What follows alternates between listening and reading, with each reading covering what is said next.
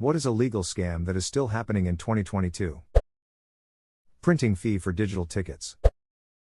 Ticketmaster. WTF is a handling fee when I am the one handling my own phone? Edit, I was just making a flip smartass answer to the scam question. I had no idea it was this much of a problem. Lol. Ticketmaster actually had a class action lawsuit where they had to pay out $400 million, used, to 50 million ticket buyers due to order processing fees and UPS delivery fees that were apparently bogus and weren't actually spent on anything specific. There's an interesting article Vox wrote about ticket fees and why they're so arbitrary. There was an FTC panel where multiple industry reps talked about it. Recommend reading it if you want the DL on the whole thing. Interesting thing is that supposedly all-in pricing, aka being upfront about fees and showing the full price of a ticket including fees, lost StubHub business after they experimented with doing it, so that might have something to do with why the fees continue to be hidden when you're buying concert tickets. I remember that. I think we got $1. Same. I received a credit towards a future purchase from Ticketmaster. The amount was so minuscule, something like $1.76, I threw it away. I got credit for concessions at a future event. Hey, we ducked up, but if you buy more stuff from us, we'll give you a small discount. Yeah. They had no repercussions. Congress officials being allowed to trade stocks. This on so many levels. I worked for a large accounting firm in the US, I was it for the SP basically. My dad and Mill could not hold stocks in certain business while I worked there. But Congress can buy and sell on anything they are making laws about. Civil servants working in sensitive areas literally cannot hold stocks in those industries. How Congress can do so makes no sense at all. That all of government gets lumped into the corruption at the elected officials is infuriating. Insider trading within Congress. But if we do it, we end up in prison. Martha Stewart sold stocks and made $45K and it was called insider trading. Politicians sell stocks and make millions and that's called a free market. Shit's ducked.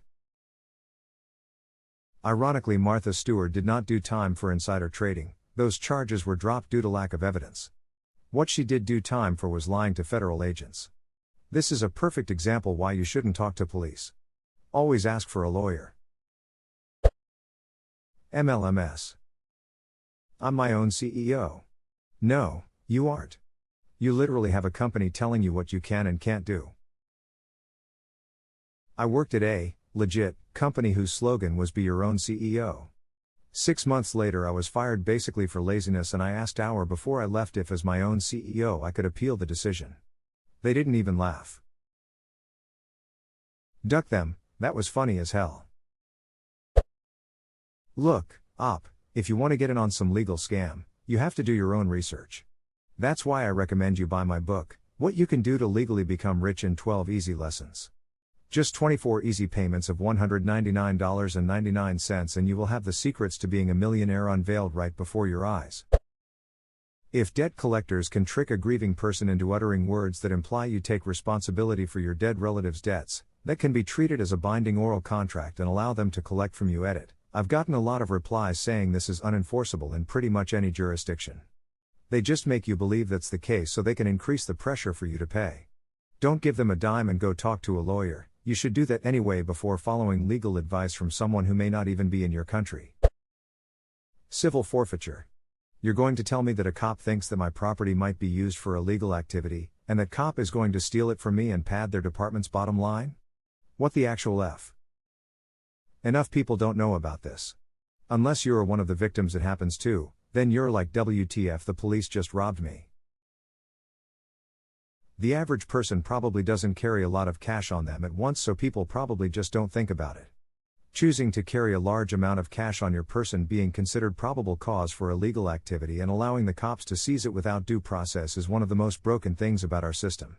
Everyone that knows what it is thinks it's bullshit whether they love or hate the current state of policing in the US, yet it sticks around. Steve Letho did a video on this, not sure the linking rules on this sub. Research said the average amount seized was $300. Before my landlord got with the 21st century and allowed online payments, I would go to a bank, withdraw my rent amount, and then go to the store to get a money order. The fact that $300 isn't even half of my rent, but a police officer could see me carrying 4x that amount and steal it from me because why else would you have it except for evil deeds? Makes my blood run cold. Oftentimes that was the last amount of my money until my next paycheck, and if I had lost that and couldn't pay rent, my entire life would be ruined. My landlord finally allowed online payments last year, but the company they use charges a 5% processing fee. I'm not paying 5% of my $850 rent for the convenience of not driving 10 minutes to pay it in person. A lot of banks will let you add the landlord as a payee for their online bill payments. The bank will send them a paper check in the mail if they're not set up to receive FTAC transactions. Title pawns, payday loans, some charging 300% interest. Payday loans are illegal in some states. I know they are in West Virginia. I know a few of them are on Native American reservations because of state law. Paying services charges, I don't mind paying a $10 delivery fee but will not pay a 99-cent service charge. Yeah, duck DoorDash. Sweet, free delivery. Wait, $7 service charge? And am tipping on top of that? Edit, Jesus, people, I'm bitching about the service charge, not the tip. Quit acting like I don't tip. No, you see, the service charge was for DoorDash. The delivery guy never sees a cent of that. We probably took a third of the food's cost out of the restaurant's profits, too. Aren't we a helpful and convenient service? Oh God. I made an order from Moe's who uses DoorDash to deliver.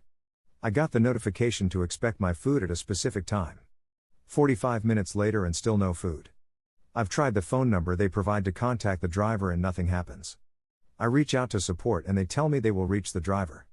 They then tell me they reached out and that they are running late and that I will get my food. Another hour passes. I try customer service again.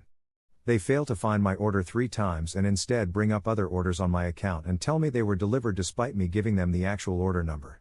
Eventually they say, "Oh okay, yeah, we found your order. Unfortunately we can't cancel the order, you are going to have to contact the restaurant if you want a refund." Those miserable cunts made me call Moe's, who by all accounts made my order, had it ready for the DoorDasher to pick it up and did absolutely nothing wrong. They were the ones that had to be responsible for this shitty ducking driver contracted by DoorDash? Fuck them. Never using them again. I will pick my food up my damn self unless a restaurant has in-house delivery. Televangelists like Joel Osteen. The troubled teen industry. It doesn't work. It traumatizes children. It's legal kidnapping. I hope more attention comes to it and something happens. They're a business and the goal is to make money, not help troubled teenagers. FFS, half the time the kids aren't even troubled. E.T.A. The troubled teen industry refers to for-profit organizations aimed at steering rebellious and at-risk youth onto a better path through reform camps. But their methods are tough love, negative positive punishments and physical labor. Because it's a business meant to make money, a lot of corner cutting happens. They hire young and untrained staff for less pay rather than therapists and certified nurses teachers. It's also not regulated at all, so they can effectively do whatever they want with little recourse. They use scared straight tactics and beat kids into obedience.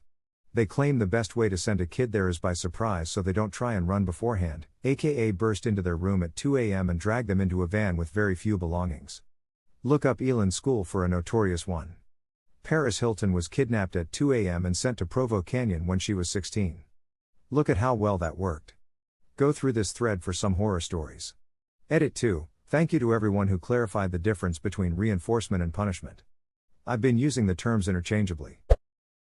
Having to file your own taxes, then being fined if you don't do it right. Edit. As many pointed out, the IRS doesn't know all of it, but they know enough for the average person. Companies shouldn't be allowed to lobby to keep the process convoluted, and there shouldn't be such a large industry around tax prep. Seconded. The fact that there is a huge industry around helping you do your taxes is a red flag. If doing your taxes right is too taxing, and complicated, then the Fed should provide a free TurboTax equivalent.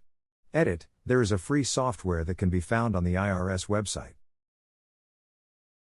freetaxusa.com. Used them for years after TurboTax kept wanting me to pay for them.